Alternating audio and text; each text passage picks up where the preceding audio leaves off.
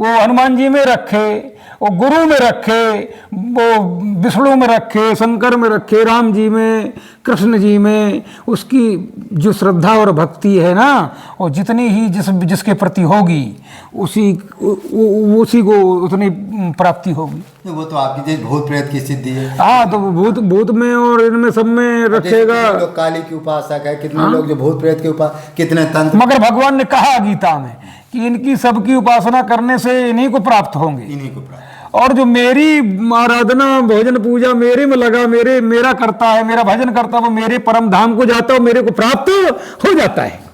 अब देखो हमारे संत ये गूढ़ रहस्य बताया, जो राम जी को मानेगा, कृष्ण जी को मानेगा, शंकर जी हनुमान जी को मानेगा, वो भगवान के धाम जाएगा। और जो भूत प्रेत को मानेगा, तंत्र मंत्र को मानेगा, देवों को मानने वाला देवताओं को प्राप्त, भूतों को मानने वाला भूतों को प्राप्त को मानेगा। या जो माने गुरु कहते हैं सीताराम चरण रति मोरे, अनुदिन बढ़ाओ अनुग्रह तोरे, करुणधार सत्य गुरु दृढ़ नावा, दुर्लभ साज सुलभ करिबा, जो न तरे भव सागर, नर समाज अथा, सो कृत निंदक मंदमती, आत्मा अनगति जा, जो परलोक सुख चाहो, सुनि मन वचन हृदय दृढ़ धारो। इस वीडियो को लाइक करें, शेयर करें, सब्सक्राइब करें और जंगल के संतों की सेवा करें। जय श्री राम, जय श्री राम। हमने पहले तो उनसे मांग लेते, लेकिन जिस दिन से हमने शिष्य बनाया तब से उनसे कभी भी हम एक भी पैसा न मांगते हैं और ना कभी मांगेंगे। हाँ, साल में एक बार गुरु पूर्णिमा आती है, उस दिन थोड़ा हालचाल ले लेते हैं कि कैसे क्या है, साल में एक बार। यदि उनकी इच्छा भेज दे तो ठीक है, न भेजे तो ठीक है। तो क्योंकि नियम होता है गुरु बनाने के बाद जो है और शिष्य को मांगना ना चाहिए, और गुरु को शिष्य से मांगना ना चाहिए, और शिष्य की यदि इच्छा हो, भगवान दिए हो, तो गुरु को यथाशक्ति सेवा करना चाहिए, है ना। वो उसके ऊपर निर्धारित है जी। वैसे तो यहाँ तक बताया कि अगर धार्मिक प्रवृत्ति का, सत्ववृत्ति का है तो इशारा उसके लिए बहुत काफ़ी हो जाता है। हाँ, इशारा। और वैसे बताया कि 10% धर्म में दान होना चाहिए। जैसे 100 रुपया उसने कमाया है ना, वो उसकी इच्छा पर निर्धारित करता है, और अपनी इच्छा से करता है न करता है वो उसके ऊपर है।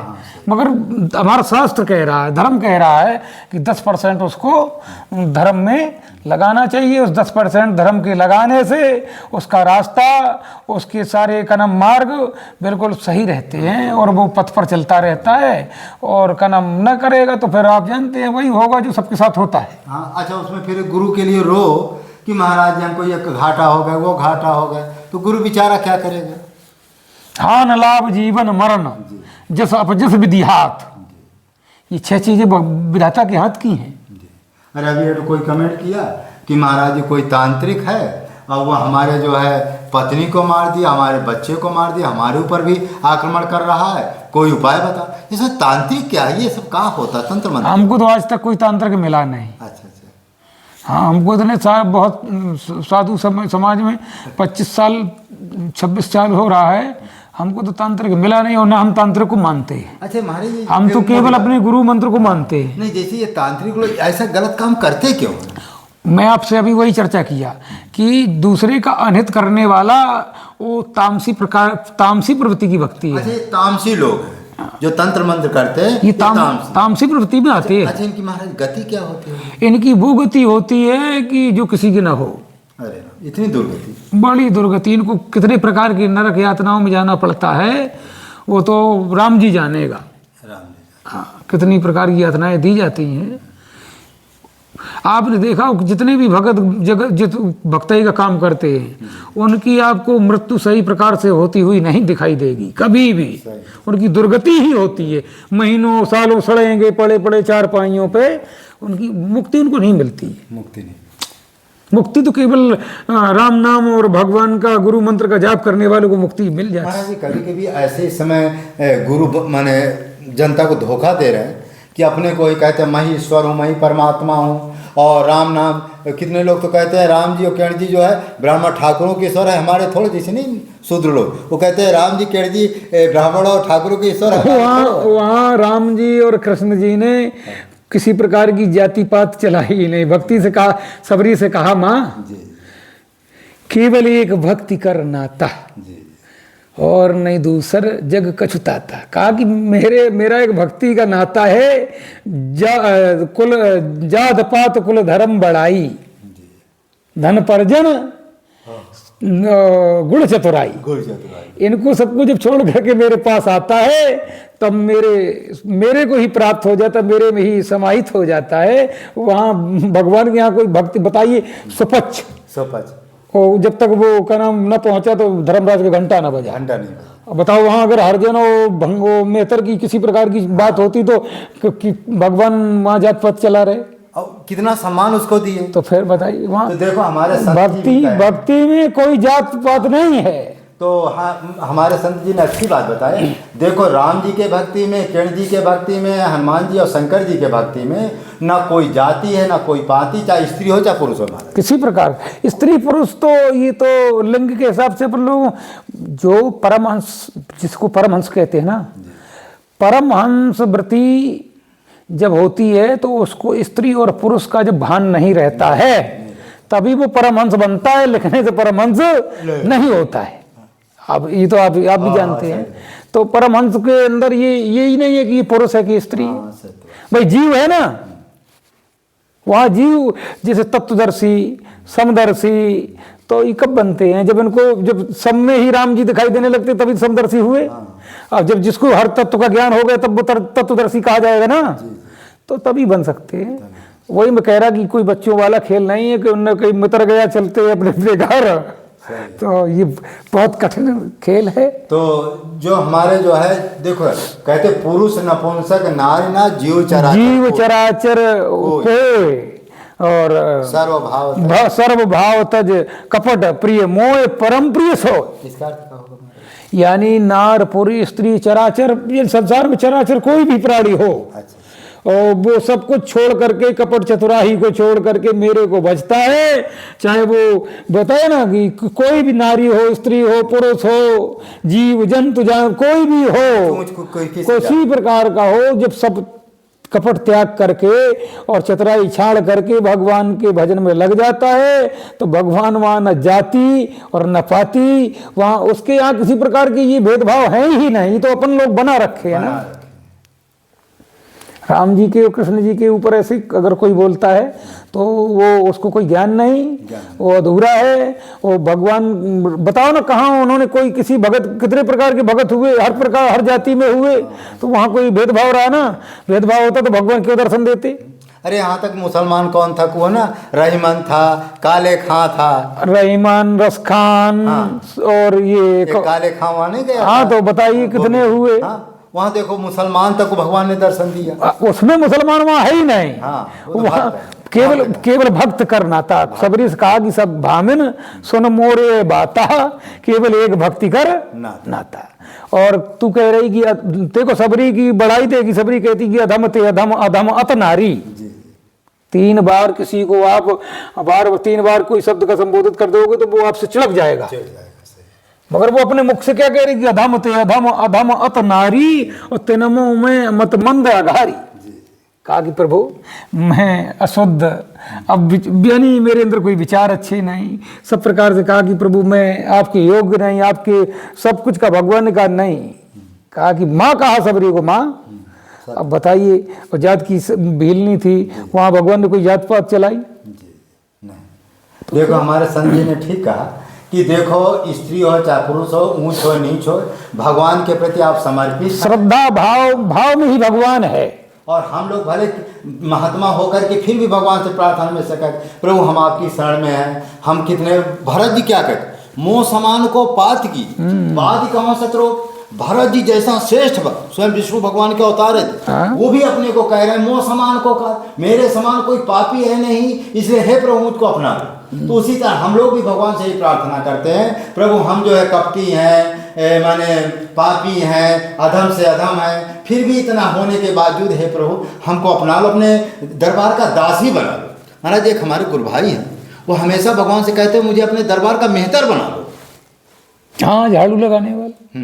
और भाई भगवान से हमारे गुरु भाई भोलादास जी, वो हमेशा भगवान से जब मन आरती पूजा करते हैं कि प्रभु मुझे आपके अपने दरबार का मेहतर बना लो। सबसे नीच माने काम, देखो सबसे नीच काम होकर के सबसे ऊंचा काम, भगवान के दरबार का जो मेहतर बन जाए उससे बड़ा कौन है? जैसे प्रधानमंत्री है, प्रधानमंत्री का जो मेहतर बन जाए तो वो उसकी तनख्वाह लाखों रुपये तो तनख्वाह होगी। हाँ, तो कहने का मतलब है कि भगवान से हम यही प्रार्थना हमेशा करें कि हे प्रभु, हे दीनानाथ, हम आपके दास हैं, हम आपके सेवक हैं, हम ठीक है, हम हमारे अंदर हजारों लाखों जन्म के पाप भी हैं, लेकिन फिर भी हम आपके यहाँ, आप हमको अपना लीजिए। बिल्कुल।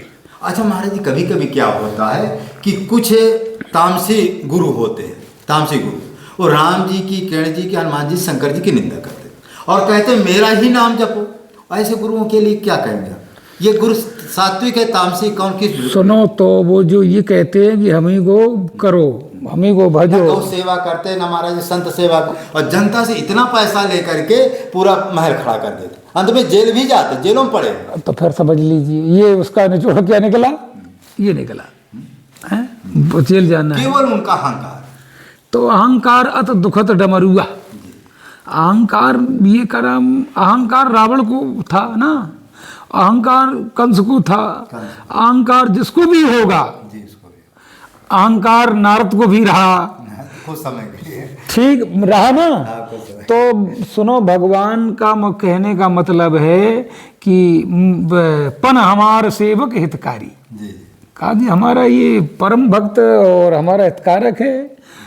बेग सुम डारों उखारी, कहा जो अंकुर उपज गया ना नारद के अंदर, इसको हम उखाड़ के फेंक दूंगा, और नारद जैसा तो कोई भक्त नहीं। अब आप ये बताइए, जो नारायण नारायण का ध्वनि करने वाला, हमेशा दोनों हाथों से करताल बजाते हुए नारायण नारायण नारायण का तप जप करने वाला, पार्वती जी शंकर जी से कह रही हैं। तो एक बार नारद श्राप दीना का अपराध रमापत कीना। पार्वती जी पूछ रहे हैं शंकर जी से, ऐसा नारद विष्णु भगत पुण्य ज्ञानी, कहने लगी कि नारद तो विष्णु भगत और बहुत बड़ा ज्ञानी, ऐसा कौन सा अपराध प्रभु ने कर दिया जो नारद ने श्राप दे दिया भगवान को। शंकर जी सुना रहे पार्वती को, तब इसी और चर्चा की, पार्वती ने कहा कि प्रभु ये कथा मेरे को और सुनाओ। तो भगवान देखो, भक्तों के अंदर जब अंकुर पैदा हो जाता है अभिमान का, अहंकार का, तो उस समय भगवान भी सोचते हैं कि इसमें इसका अनित होगा, और अगर मैं इसको उखाड़ के फेंक दूंगा ना तो इसका हित हो जाएगा।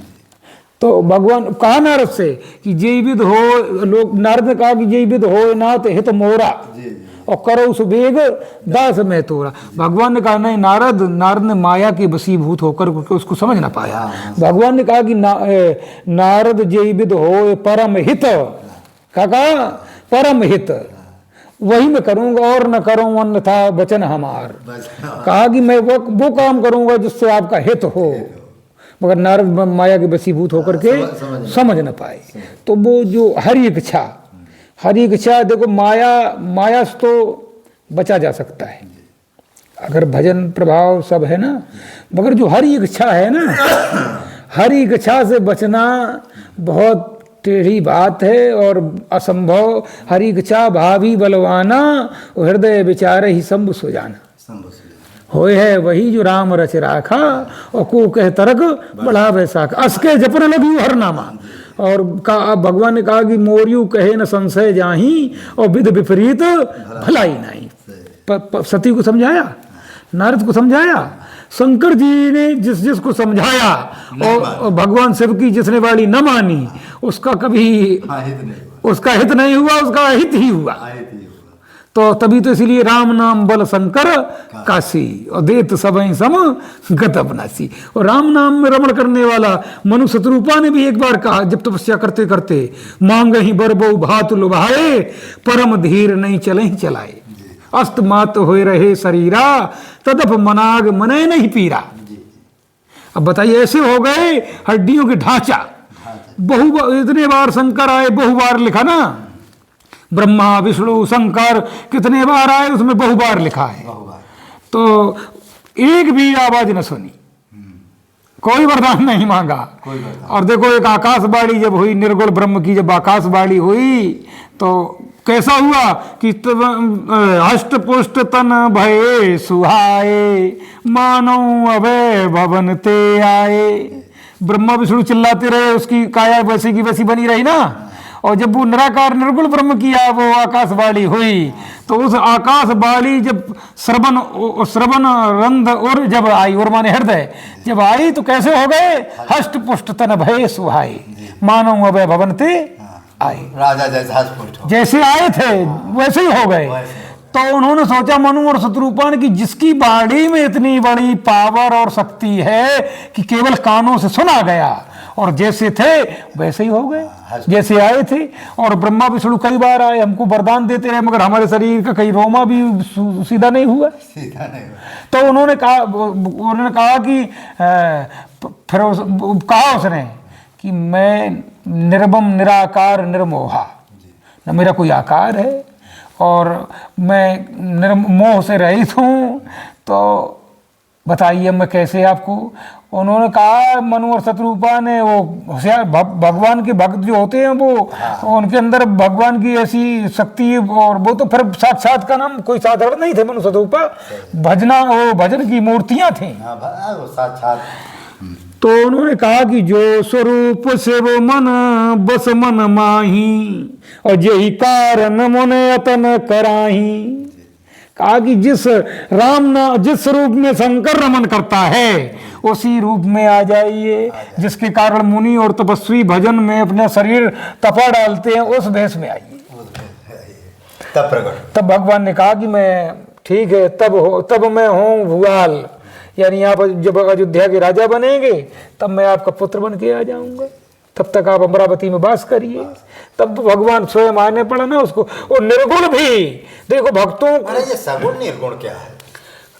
सगुण निर्गुण नहीं कछु भेदा, हाँ लिखा ना, और वेद हरे कुछ संभव खेदा, यानी निर्गुण को भगत में इतना पावर है भगत के अंदर कि वो निराकार को साकार में बदल देता है। अच्छा, निराकार को साकार में बदल देता है। कई ऐसी घटनाएं के साक्षात है, साक्षात्कार हुए। वो मनुष्य रूपा निर्गुण को का नाम सगुण कर दिया, हाँ सगुण कर दिया। मगर जब उसका पात्र बन जाएगा ना, जब तक पात्र नहीं बनेगा तब तक जल थल बिन रह न सकाई, और कोड भात को करे उपाई। जब तक थल नहीं बनाएंगे मोनी जी, आप यहाँ 10 बाल्टी पानी फैला दीजिए और यहाँ एक बूंद नहीं रहेगा। और यहाँ अगर एक गड्ढा करके आप उसमें 10 बाल्टी डाल देंगे तो 2-4 दिन हो सकता है। हमारे हृदय हमारा बिल्कुल निर्मल होना चाहिए, मन पवित्र होना, हाँ थल होना चाहिए, हाँ। कि उसमें हरि सत्संग और संतों का संग जो सुना हुआ बाड़ी वो रुक जाए, प्रेम भगवान वो थल होना चाहिए। ये महाराज भगवान के प्रेम में रोते हैं, इसका क्या महत्व होता है? देखो रोने जो भगवान के नाम में रोने लग गया तो उसको सब मिल गया। अच्छा। हाँ, पर तो कुछ बाकी ही न रहा। रोने का इतना बड़ा महत्व, इतना बड़ा महत्व है। कोई ऐसा साधन संसार में नहीं है। गीता में कहा है कि भीतर बाहर दोनों की शुद्धि होना चाहिए। गीता पढ़ा ना आपने, उसमें क्या लिखा है कि भीतर और बाहर दोनों की शुद्धि होना चाहिए। तो बताओ, बाहर की शुद्धि तो हम कर सकते, निरमा पाउडर और शैम्पू सब ला करके लगा के, और बाहर की शुद्धि तो कर लेंगे, कोई बदबू खुशबू नहीं आएगी। और जो अंदर की का नाम, इसके अंदर जो गंदगी भरी हुई वो कैसे साफ हो? उसका कोई साबुन है? उसका साबुन है। उसका ये साबुन है कि अगर जितना वो भगवान के नाम में रोएगा, जितना ही आंसुओं से गिरेंगे, उसका हृदय निर्मल हो जाएगा। निर्मल जन सोई मोह पावा, मोह कपट छल छिद्र न भावा। निर्मल बन गया, भगवान कहते बस मेरे को मिल गया, वो मिल गया। तो आपको जो, अच्छा महाराज कभी कभी क्या होते हैं कि जैसे गुरु बनाने के लिए कहते हैं, तो गुरु बनाने के लिए जो राम जी का भक्त बने, राम जी जो संत राम जी को मानता है, और किरण जी को मानता हूँ, शंकर जी हनुमान जी को मानता हूँ, इन्हीं संतों को गुरु बनाना चाहिए। और कोई भी किसी को इष्ट मानता हो, क्या? महाराज इस समय नास्तिक गुरु इतना ज्यादा तेज हो गए हैं, यानी उसकी किसी में श्रद्धा हो, वो देवी में रखे, वो हनुमान जी में रखे, वो गुरु में रखे, वो विष्णु में रखे, शंकर में रखे, राम जी में, कृष्ण जी में, उसकी जो श्रद्धा और भक्ति है ना, और जितनी ही जिसके प्रति होगी उसी को उतनी प्राप्ति होगी। वो तो आपकी जैसे भूत प्रेत की सिद्धि है। हाँ, तो भूत में और इनमें सब में रखेगा। लोग काली की उपासक है, कितने लोग जो भूत प्रेत के उपासक, कितने तंत्र। मगर भगवान ने कहा गीता में कि इनकी सबकी उपासना करने से इन्हीं को प्राप्त होंगे, इन्हीं को प्राप्त। और जो मेरी आराधना भोजन पूजा मेरे में लगा, मेरा करता है, मेरा भजन करता है, वो मेरे परम धाम को जाता है, मेरे को प्राप्त हो जाता है। अब देखो हमारे संत जी गूढ़ रहस्य बताया, जो राम जी को मानेगा, कृष्ण जी को मानेगा, शंकर जी हनुमान जी को मानेगा, वो भगवान के धाम जाएगा। और जो भूत प्रेत को मानेगा, तंत्र मंत्र को मानेगा, देवों को मानने वाला देवताओं को प्राप्त, भूतों को मानने वाला भूतों को प्राप्त को मानेगा, या जो माने गुरु कहते हैं हम ही को जपो, हम ही सब कुछ है। तो जो ऐसे लोग होते हैं उनके चक्कर में आप इसलिए, जो गुरु होगा वो कभी ये कहेगा ही नहीं। महाराज इस समय संसार ऐसा विचित्र है, जहाँ जाओ जो माने जो वैष्णव संप्रदाय के संत, कोई भी अच्छे महात्मा जो होंगे, भजन करने वाले, नियम संयम में रहने वाले, नियम संयम करने वाले, वो कभी ये नहीं कह सकते कि हम सब कुछ हैं। हाँ, वो तो कभी नहीं कहेंगे। लेकिन महाराज इस समय नास्तिक गुरु जिनको आप बता रहे हैं ना, भूत प्रेत को तंत्र मंत्र वाले, वो इतने ज़्यादा माने एक्टिव हो गए हैं समाज में कि महाराज अच्छा जनता भी इतनी मूर्ख हो गई है कि उन्हीं की तरफ जा रही है। अब नाम तो नहीं लेना चाहिए क्योंकि गलत है। देखो बाबा जी लिख रहे हैं, बाढ़े खल बहु चोर जुआरा, और ये ताकई परधन पर धारा। तो ये माने नहीं मात पिता गुरुदेवा, साधुन सन करवावें सेवा, जिनके ये आचरण भवानी, सो जानू निश्चर सम प्राणी। कोई निशाचरों को कोई गांव थोड़ी है, पहले गांव हुआ करते थे, नगर हुआ करते थे राक्षसों और दैत्यों के। अब कोई नगर गांव नहीं है, वो सब शामिल रह रहे, मगर उनकी पहचान है।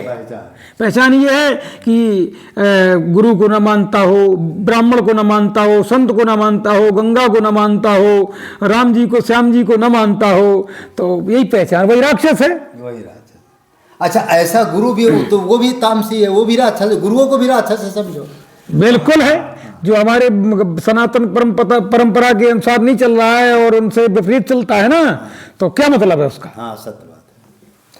ये देखो हमारे संत जी बहुत गुड़ रहा, जो सनातन धर्म के अनुसार न चले, जो हमारे राम जी, कृष्ण जी, शंकर जी, हनुमान जी को न मानता हो, और सनातन धर्म को न मानता हो, वेदों को न मानता, संतों को न मानता, ब्राह्मणों को न मानना, ब्राह्मणों को न मान, जो इसके विपरीत चलता है वही राक्षस है, वही नास्तिक है, और उसी को असंत कहो भले भेष है। लिखा भी है, केर असंतन कहूं, केर असंतन केर स्वभाव, संत असंत गुण भाखे। लिखा ना, बाबा जी लिख रहे हैं, सबके गुण बताए हैं संतों के असंतों के। तो क्या पाप पुण्य, मैंने आपसे पहले ही वही चर्चा हुआ, वो सब प्रकार के साधु सुजात खुजाती कहा ना। तो हमारे संत जी ने ठीक कहा कि संत असंत के लक्षण जो रामजी मानस में है, जो शास्त्र के अनुकूल चले वो संत है, जो शास्त्र के विपरीत चले वो असंत है, जो संत को माने वो संत है, जो संत को न माने वो असंत है। असंत भाई शीस नवे गुरु दुज देखी, देखा ना। तो जिसका वो तो फिर संत को, गुरु को, हमारे महापुरुषों को, जिनका जो प्रणाम सिर झुका कर प्रणाम करते हैं ना, वो सर झुकाने वाले आगे चल करके वो उनको भी कोई झुकाने वाला होगा। रास्ता है ना एक दूसरे का, और जब अपने पास ही का नाम रास्ता नहीं, अपना ही रास्ता नष्ट कर देंगे तो पर कोई करने वाला है ना। और या करे ना करे उससे कोई फिर लेना देना नहीं, मगर ये है कि हमारा सनातन और हमारे महापुरुषों और संतों, महात्माओं, गंगा और हमारे धाम सदा इनको नमन करने वाले को ही हम सब कुछ मानते हैं। तो हमारे संत जी सारा रहस्य आपको बता दिए, कौन साधु है कौन असाधु, किसको गुरु बनाना है किसको नहीं गुरु। महाराज जी क्या कोई ऐसा उपाय है कि महाराज जी कभी एक कमेंट हमारे पास आता, जीव संसार में क्या लेकर के आता, क्या लेकर के जाता है। देखो ये क्या है, ये कर्म भूमि है। क्या है? कर्म भूमि। और भगवान ने अर्जुन से कहा कि कर्म कर, और कर्म न करेगा तो बड़ी हानि होगी। और कर्म तो मैं भी बिना कर्म के नहीं रहता हूं।